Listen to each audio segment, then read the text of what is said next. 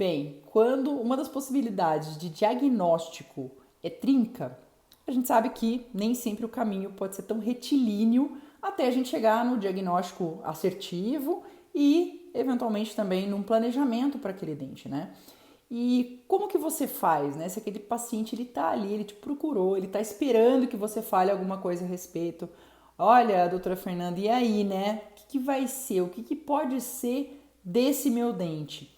Fica comigo aqui na sequência que eu vou mostrar, vou compartilhar com você um caso clínico, né, a respeito de uma tomada de decisão, né, frente a um dente desses aí, onde uma das possibilidades exatamente, né, era a questão de um diagnóstico de trinca, né, e o que a gente pode definir aí de planejamento para o paciente, né, um dos caminhos que a gente pode seguir nessa tomada de decisão, tá certo?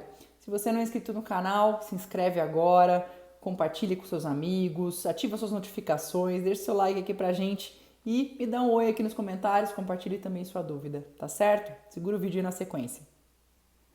Vamos lá, o caso clínico é desse dente 47, né? A paciente foi encaminhada para que a gente considerasse a respeito, né, o retratamento desse dente em função aí da presença de uma rarefação óssea e essa paciente ela está passando por todo um planejamento, né, maior, está fazendo toda uma reabilitação e foi a solicitação, né? E aí o seguinte, no primeiro momento, o que a gente olha, né? Bem, radiograficamente, antes de avaliar clinicamente a paciente, a gente já vê essa rarefação óssea circundando quase que todo o dente, né? E quando a gente fala a respeito de trinca, existe, né, um clássico, né, daquela rarefação óssea aqui em forma de J, ou seja, um envolvimento endopério dessa raiz, né, ou desse dente, que é um dos indicativos para a gente de que pode ter um cenário aí, né, de um dente trincado. Aí qual que é a sequência, né? Clinicamente essa paciente se apresentava assintomática, tá? Um leve desconforto, na verdade, a pressão o quê? Lateral nesse dente, tá? Vertical, ela sentia menos desconforto, mas o maior desconforto dela é a pressão, né, lateral, interpercussão lateral. É uma paciente que faz apertamento, faz bruxismo. Clinicamente existia uma fístula mais ou menos, né, nessa região quase próximo ali à gengiva inserida. E aí, né, o solicitado para a paciente foi exatamente uma tomografia, ok?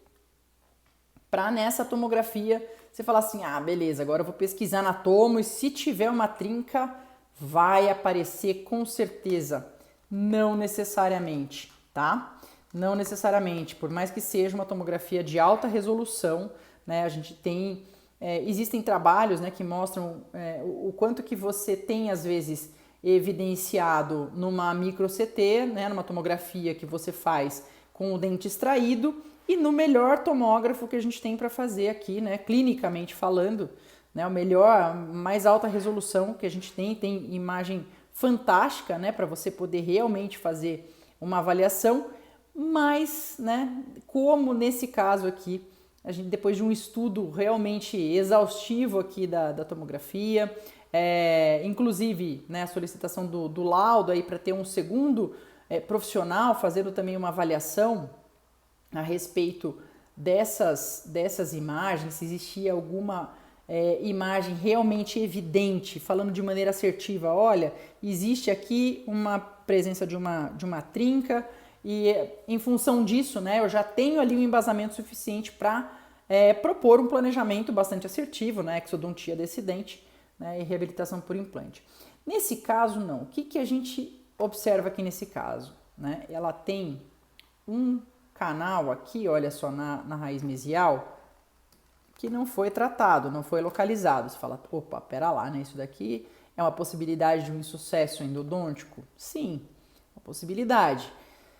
Aí, né, e percorrer, olha só, que interessante aqui, ó, tem exatamente o caminho da fístula, tá? Uma fístula vestibular aqui, como eu falei para vocês, olha só o trajeto aqui da fístula, né, com drenagem para vestibular, e aqui dá pra gente ver, né, dá pra gente ver exatamente aqui nessa outra imagem também, exatamente nessa linha vermelha, né, que é a altura da saída dessa fístula ali, né, na tábua óssea vestibular.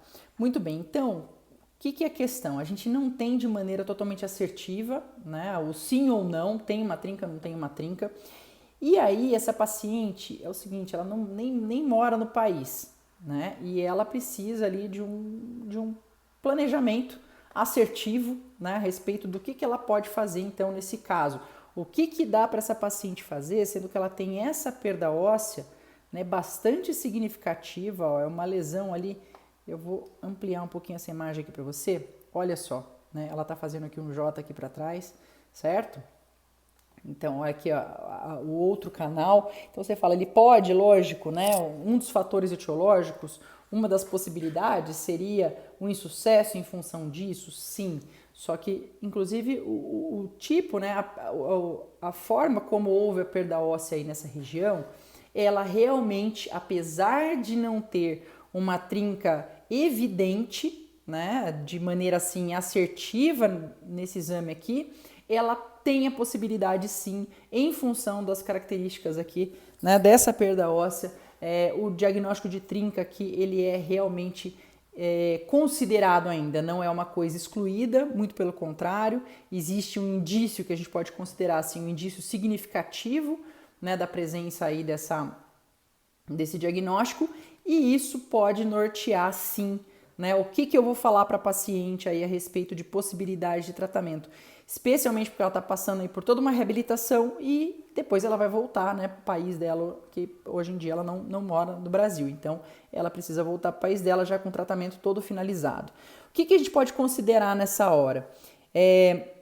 A taxa de sucesso, tá? Qual que é a previsibilidade, nem a taxa de sucesso, qual que é a previsão de sucesso de um caso como esse, tá? Então, em função até desse envolvimento endopério bastante significativo, né? Qual que é a taxa de sucesso, a previsibilidade? Vamos ver aqui, ó, um outro detalhe. Saca só, anatomia, olha aqui, ó, a gente tá cortando o terço apical, tá? Olha a anatomia apical, ela começa a formar, a anatomia externa aqui, radicular, ela começa a formar um C, tá? E aí eu vou falar a consideração que eu fiz, olha só, com essa paciente. De novo, olha esse C aqui, certo? Então, uma lesão desse tamanho, com essa anatomia radicular externa e considerando que essa paciente aqui, ela tem o quê? Isso aqui, ó, opa, tem isso daqui.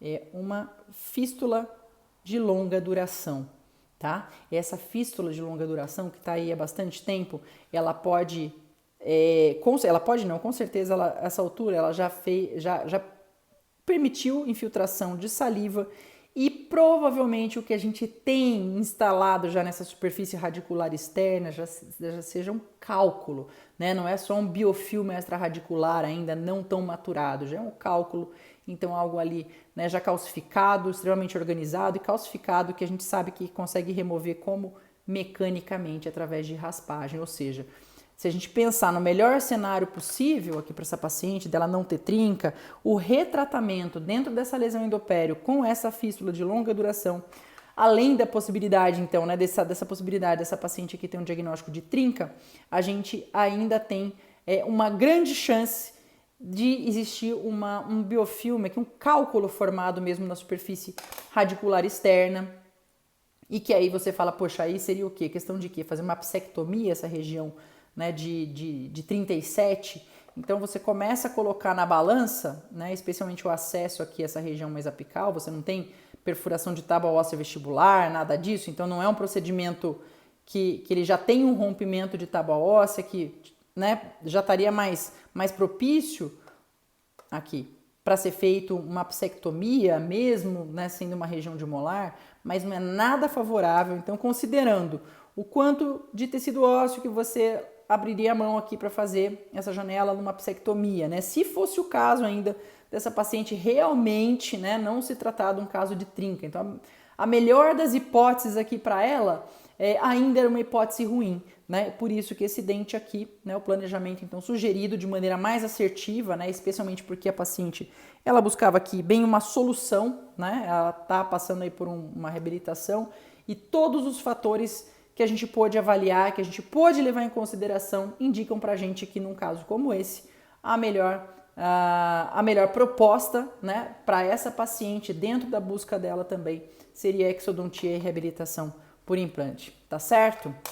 Maravilha, deixe sua dúvida aqui, compartilhe também se você tem um caso, se você já passou por esse tipo de tomada de decisão, que não é simples você pegar, né, e ser o profissional que vai falar, olha, esse daqui não vamos retratar esse dente aqui não, esse daqui, o ser conservador, nesse caso aqui, não tem mais a ver ser conservador com o dente, tem a ser conservador com o tecido ósseo dessa paciente, né, já que na melhor das hipóteses, o prognóstico, né, de um retratamento, aí, de tentar a manutenção desse dente, ainda teria um prognóstico bastante ruim, tá certo?